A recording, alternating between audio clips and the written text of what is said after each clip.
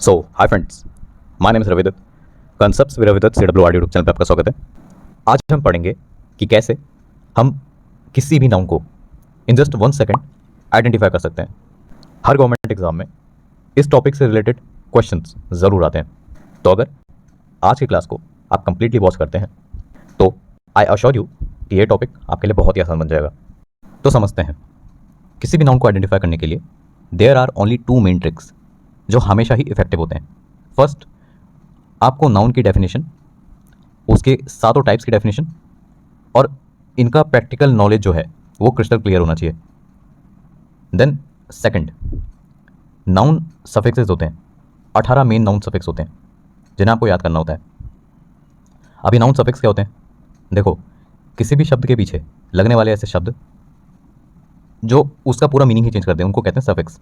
जैसे अगर मेरे पास एक वर्ड है एक्टिव, इसके पीछे मैं ITY जोड़ दूं तो नया शब्द बनेगा एक्टिविटी, जिसका पूरा मतलब ही अलग है। तो यही काम क्या करते हैं सफिक्स। इसी तरह अगर मैं कह रहा हूं नाउन सफिक्स, तो नाउन सफिक्स का पर्पस यह है कि किसी शब्द के पीछे लगेंगे और उसको एक नाउन बना देंगे, और एग्जाम्स में इन्हीं सफिक्स से ही क्वेश्चन आते हैं। तो इन दोनों का ही सॉल्यूशन मेरे पास है। सबसे पहला, ये वीडियो जिसमें मैंने आपको नाउन के सारे ही टाइप्स क्रिस्टल क्लियर और बहुत ही आसान भाषा में समझा रखे हैं। बाकायदा इनकी एक्सरसाइजेस भी आपको करवा रखी हैं ताकि कैसे शब्द इनके अंदर आ रहे हैं वो आपको पता हो। इस वीडियो को आप ज़रूर देख लेना, इससे आपको 50% की हेल्प हो जाएगी। इसका लिंक आपको डिस्क्रिप्शन में और पिन कमेंट दोनों जगह मिल जाएगा। फिर आता है सेकंड, नाउन सफिक्सेस की बात।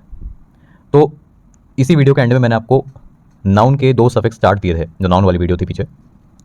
अब उनको मैं यहाँ पे आपको डिटेल से समझाऊंगा। ये चार्ट 1 है, इसके बाद चार्ट 2 भी आएगा। यहाँ पे आपको सफिक्स लिखे हुए मिलेंगे इस तरफ लेफ्ट में, और राइट में आपको इनके एग्जांपल्स मिलेंगे फॉर बेटर क्लैरिटी।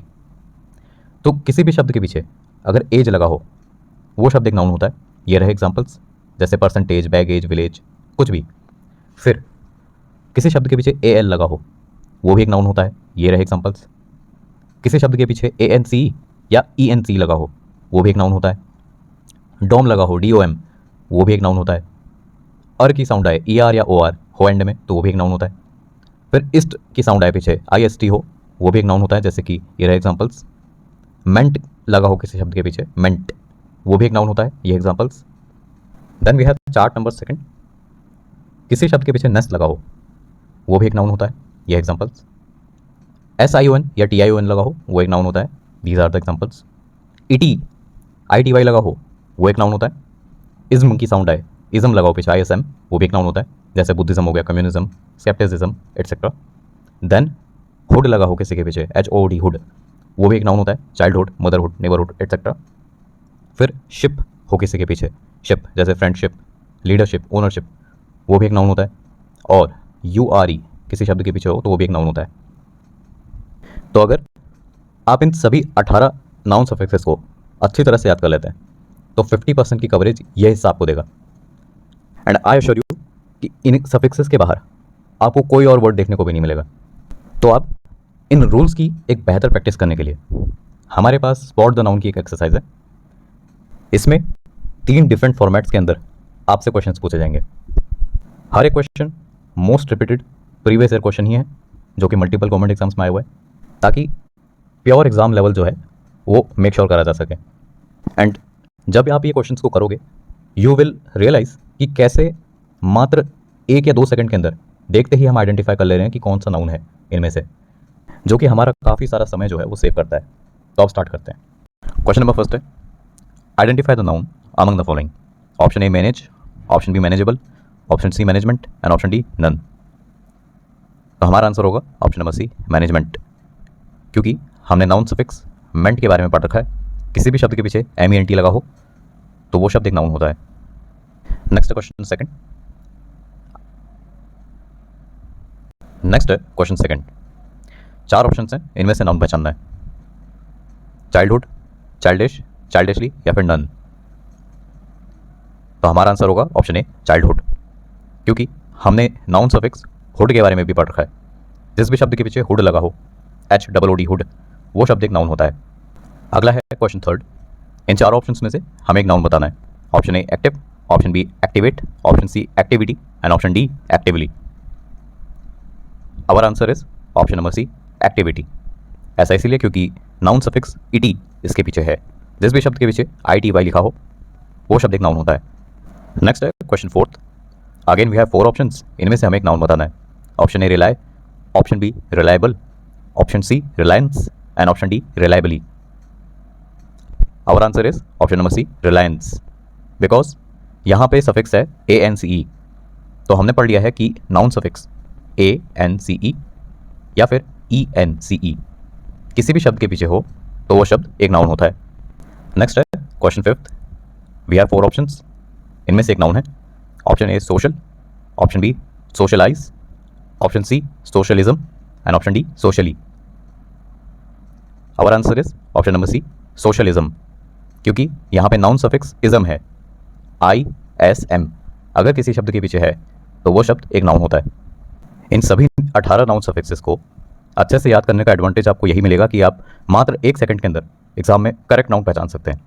एंड इतना समय काफ़ी है कि आप थोड़े ही समय में अपने कुछ मार्क्स जो है वो पक्के कर लें। अब हम चलते हैं क्वेश्चन नंबर 6 पे। We have question 6।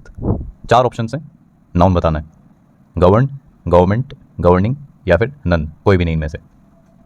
So our answer is option number B government, because of this ment, the suffix ment is only after a noun. Next we have question number 7th. Identify the correct noun. 4 options: happy, happiness, happily and happier. Our answer is option number B happiness, क्योंकि इसके पीछे noun suffix नेस लिखा है। जिस भी शब्द के पीछे NESS नेस हो वो शब्द एक नाउन होता है। अगला है क्वेश्चन 8th। 4 ऑप्शंस हैं, एक नाउन बताना है। एक्ट, एक्टिव, एक्शन या actively. Our answer is option number C action, क्योंकि यहाँ पे नाउन सफिक्स TION है। रूल कहता है कि किसी भी शब्द के पीछे TION हो या फिर ION हो वो शब्द एक नाउन होता है। नेक्स्ट है क्वेश्चन 9। 4 ऑप्शंस हैं, फ्रेंडशिप, फ्रेंडली, फ्रेंडलेस और नन। कौन सा नाउन है? Our answer is option number A friendship, क्योंकि जिस भी शब्द के पीछे सफिक्स शिप लिखा हो SHIP वो शब्द एक नाउन होता है। नेक्स्ट है क्वेश्चन नंबर 10th। 4 ऑप्शंस हैं, म्यूजिकल, म्यूजिशियन, म्यूजिकली या फिर none. Which one is a noun? So our answer is option number B musician. ऐसा इसीलिए क्योंकि म्यूजिशियन जो है वो एक नाम है जिसके जरिए आप किसी इंसान को आइडेंटिफाई कर सकते हो, किसी पर्सन को, जो कि नाउन की डेफिनेशन को जस्टिफाई करता है। जैसे आप क्रिकेटर नाम बोलो, क्रिकेटर, तो दुनिया में जो भी इंसान क्रिकेट खेलता है क्रिकेटर नाम उसके लिए यूज़ हो सकता है, उससे वो आइडेंटिफाई होता है। सिंगर बोलो तो दुनिया में जो भी इंसान गाना गाता है उसे सिंगर नाम से आइडेंटिफाई करा जाता है। तो इसी तरह जो भी इंसान म्यूज़िक से जुड़ा होता है उसे म्यूजिशियन कहते हैं, उसके लिए एक नाम होता है। तो यही जो है यहाँ पे हमारा नाउन है, ऑप्शन बी। इसका पूरा कंसेप्ट आपको डिटेल में उस नाउन वाली वीडियो में देखने को मिल जाएगा। नेक्स्ट है question number 11th। We have 4 options, इनमें से हमें बताना है कौन सा एक नाउन है। परफॉर्म, परफॉर्मिंग, परफॉर्मेंस या फिर कोई भी नहीं। तो ये क्वेश्चन एक ट्रिक क्वेश्चन है। कैसे देखो, आंसर तो हमारा ऑप्शन नंबर सी होगा परफॉर्मेंस, क्योंकि नाउन सफिक्स एन से इसके पीछे ANCE या फिर ENCE, ठीक है। लेकिन मैंने अपने नाउन की वीडियो में आपको ये पढ़ा रखा है कि परफॉर्मिंग जैसे शब्द है ये, इसको वर्ब की 4th फॉर्म कहते हैं या जिरंट कहते हैं। ये वर्ब भी होता है और एक नाउन भी होता है। It just depends on the sense of the question. तो यहाँ पे इसको हम आंसर नहीं मान सकते। ऐसा इसलिए क्योंकि हमारे पास ऑलरेडी एक शब्द है जो फुली ये क्राइटेरिया फुलफिल करता है एक नाउन होने का। अगर यहाँ पे परफॉर्मेंस ना होता, कोई और शब्द होता, कोई वर्ब होता, एडजेक्टिव, एडवर्ब कुछ और होता, तब हम कहते हैं कि हाँ ऑप्शन बी हमारा आंसर है। But in this case we have option C as our answer. Next we have question number 12th। Which suffix makes a noun from decide, यानी डिसाइड शब्द के पीछे इन चारों में से कौन सा सफिक्स ऐड करा जाए कि जो शब्द बनेगा वो एक नाउन होगा। ऐसा क्वेश्चन कह रहे हैं हमें। अब ऐसे जो क्वेश्चन होते हैं ये एग्जाम्स में चैलेंज उन लोगों के लिए बनते हैं जिन्होंने सभी 18 सफिक्सेस को याद नहीं करा होता है। जिन्होंने करा होता है उन्हें साफ ऑप्शन में से एक छांटना है जो नाउन का सफिक्स है। अब हमें पता ऑप्शन सी जो है ION, ये एक नाउन सफिक्स है, तो बस हमारा आंसर यही है। अगर हम डिसाइड के पीछे ION जोड़ दें तो डिसीजन बन जाता है, and decision is a noun. Next we have question number 13th। Which suffix makes a noun from create, यानी कि क्रिएट शब्द के पीछे इन चारों में से कौन सा सफिक्स ऐड करा जाए कि नया जो शब्द बनेगा वो एक नाउन होगा। तो ऑप्शन ए और ऑप्शन बी को देखो, ION और NESS, both of these are noun suffixes. But ऐसे केस में कंफ्यूज नहीं होना होता। कई बार ऑप्शंस में ऐसा होता है कि 2 या 3 भी नाउन के सफिक्सेस दिए रहते हैं आपको कंफ्यूज करने के लिए। बट इन दीज केसेस सिर्फ एक ही होगा ऐसा जो नाउन बनाएगा, और जो बाकी होंगे वो सेंसलेस वर्ड्स बनाएंगे, यानी वो वर्ड्स ऐसे होंगे जो एग्जिस्ट ही नहीं करते रियल में, डिक्शनरी वर्ड्स नहीं होते। यहीं पे देखते हैं, जैसे क्रिएट है, क्रिएट के पीछे हम ION जोड़ें तो क्रिएशन बन जाता है, CREATION, creation, and creation is a noun. But create के पीछे नेस जोड़ देते हैं तो क्रिएटनेस बन जाता है, CREATENESS, and createness is not even a word, ये डिक्शनरी वर्ड ही नहीं है। This means our answer is option A only. अगला है question number 14, identify the correct noun. 4 option हैं, इनमें से एक नाउन है, तो हमारा आंसर होगा option number C, speaker. Speaker के पीछे सफिक्स ER है, और हमने पढ़ रखा है कि जिस भी शब्द के पीछे ER होता है वो एक नाउन होता है, जैसे स्पीकर हो गया, टीचर हो गया, etcetera. Now we have question number 15। यहाँ से ऑनवर्ड्स जितने भी क्वेश्चन आएंगे वो सभी फिल इन द ब्लैंक्स के फॉर्मेट में होंगे। दिस विल मेक श्योर कि you get a proper practice of all kinds of formats, जो कि एग्जाम्स में स्पॉटिंग द नाउन से रिलेटेड पूछे जाते हैं। इनमें आपको एक चीज़ ध्यान रखनी होती है, कई बार 1, 2, 3 या 4 ही ऑप्शन जो हैं वो नाउन हो सकते हैं, बट हमें ब्लैंक में सिर्फ वही ऑप्शन भरना होता है जो उस स्टेटमेंट की सेंस को फुलफिल करे। So now let's read the question. 15th क्या है, her blank to win was admirable. 4 option हैं, determination, determined, determines and none. So our answer is option number A, determination. Why? क्योंकि यहाँ पे TION है, TION या फिर ION, ये दोनों ही नाउन सफिक्सेस होते हैं। मात्र एक ही सेकंड के अंदर हम इस नाउन को आइडेंटिफाई कर सकते हैं। सो अगला है question number 16, his sudden blank shocked everyone. 4 options, appear, appearance, appeared and none. Our answer is option number B, appearance, because यहाँ पे ANCE है, and we know very well कि ANC और ENC जिस भी शब्द के पीछे होते हैं वो शब्द एक नाउन होता है। अगला है question 17, the blank of the magician amaze the children. We have 4 options, performance, performer, performed या फिर नन। यहाँ पे ऑप्शन ए और ऑप्शन बी जो है, both of these are nouns. Option A performance में तो हमने ANCE नाउन सफिक्स पहचान लिया। ऑप्शन बी में हमने पहचाना कि परफॉर्मर जो है वो एक नाम है जिसके ज़रिए पे हम एक इंसान को आइडेंटिफाई कर सकते हैं। एक ऐसा इंसान जो परफॉर्मेंस देता है उसको हम परफॉर्मर कहते हैं। लेकिन क्योंकि ये दोनों ही एक नाउन है, इनमें से कौन सा इस स्टेटमेंट का सेंस फुलफिल करता है वही हमारा आंसर होगा। तो परफॉर्मेंस को पुट करके देखते हैं, the performance of the magician amaze the children, तो ये क्लियरली यहाँ पे फुलफिल कर रहा है सेंस को, तो ऑप्शन ए हमारा आंसर हो जाएगा। नेक्स्ट है question 18, he showed great blank during tough times. अब यहाँ पे ऑप्शन है resilience, resiliently, resilient and none. Our answer is option number A, resilience, क्योंकि यहाँ पे नाउन सफिक्स ENC लिखा हुआ है, ENCE जिस भी शब्द के पीछे होता है वो एक नाउन होता है।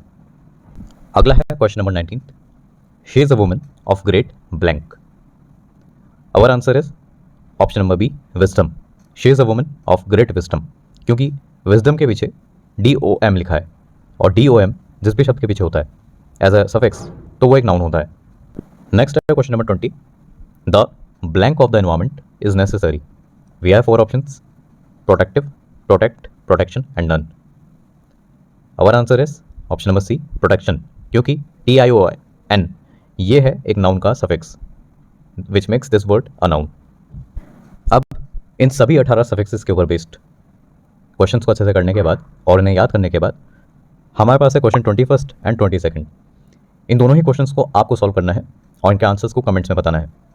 दिस विल मेक श्योर कि कमेंट्स में आपकी एक्टिव पार्टिसिपेशन बनी रहे, जिससे मुझे हेल्प होगी कि मैं आपका लेवल ऑफ अंडरस्टैंडिंग जो है वो समझ सकूँ।